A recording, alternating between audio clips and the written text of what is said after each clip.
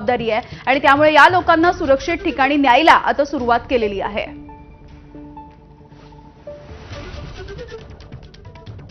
नक्कीच यामिनी, मला वाटतं सर्वसामान्यांची सुरक्षा हा कुठेतरी महत्त्वाचा उद्देश आहे भारताचा।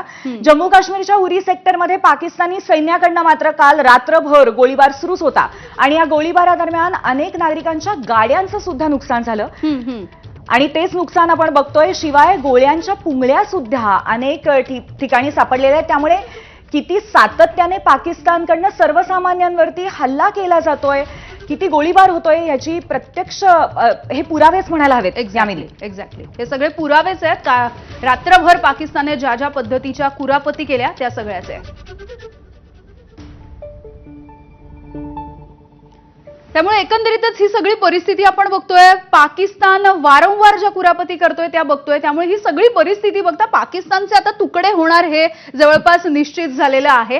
पहलगामच्या हल्ल्याच्या नंतर चौथा आलेल्या भारताने पाकिस्तानवरती जम्मू काश्मीर, पंजाब या बाजूने जोरदार आघाडी उघडली आहे। भारताची विमानं, ड्रोन्स ही थेट आता आतमध्ये घुसली आहेत पाकिस्तानमध्ये आणि इस्लामाबाद पर्यंत पोहोचली आहेत आणि तिथपर्यंत हल्ले केले जात आहेत। पाकिस्तानची जवळजवळ 16 शहरं ही भारताने जाळून काढली आहेत। दुसरीकडे बलुचिस्तानच्या भागामधून बलुचिस्तानने सुद्धा पाकिस्तानच्या विरोधामध्ये जोरदार आघाडी उघडलेली आहे। कदाचित बलुचिस्तानला ही एक संधी वाटते, कारण आतापर्यंत पाकिस्तानने बलुचिस्तानमधल्या नागरिकांवरती प्रचंड म्हणजे हिंसाचार, अत्याचार हे सगळेच केलेले आहे। त्यामुळे 1/3 बलुचिस्तान पाकिस्तानच्या तावडीमधून सोडवल्याचा दावा बीएलएने केलेला आहे। क्वेट्टा शहरावरती सुद्धा बीएलएने नियंत्रण मिळवलंय।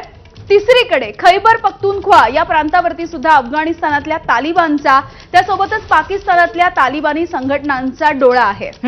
नक्कीच यामिनी, कसं आहे ना की गेल्या काही दशकांमध्ये पाकिस्तानने ज्या पद्धतीने आगळीकी केलेल्या आहेत आपल्या अंतर्गत आणि त्याचबरोबर आपल्या शेजाऱ्यांबरोबर सातत्याने, त्याचीच ही फळं कुठेतरी पाकिस्तान आता भोगतोय।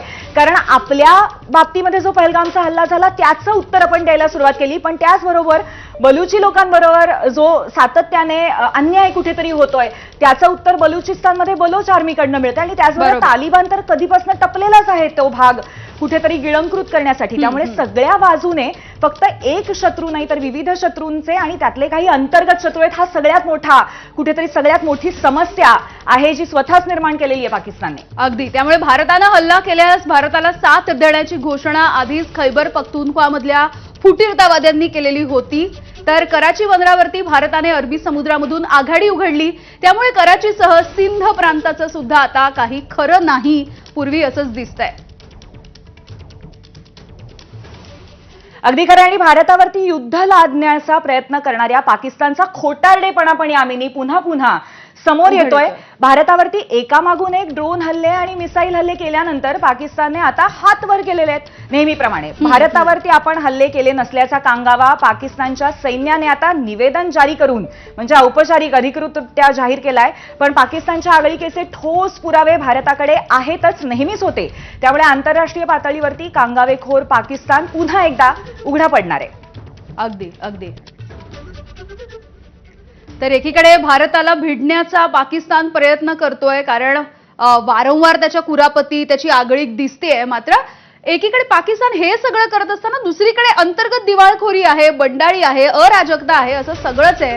आणि पहलगामचा मास्टर माइंड नसलेला पाकिस्तानमधला लष्कर प्रमुख आसिम मुनीर याचं आता काउंटडाऊन सुरू झालेलं आहे आणि त्याची पदावरून उचलबांगडी करायची तयारी सुरू झाली आहे। नक्कीच त्याला ताब्यातही घेण्यात आल्याचं समजतंय आणि शमशाद मिर्झा आता पाकिस्तानचे नवे लष्कर प्रमुख होण्याची शक्यता वर्तवण्यात येते। आसिम मुनीरवरती देशद्रोहाचा खटला सुद्धा चालवला जाऊ शकतो असं म्हटलं जातंय।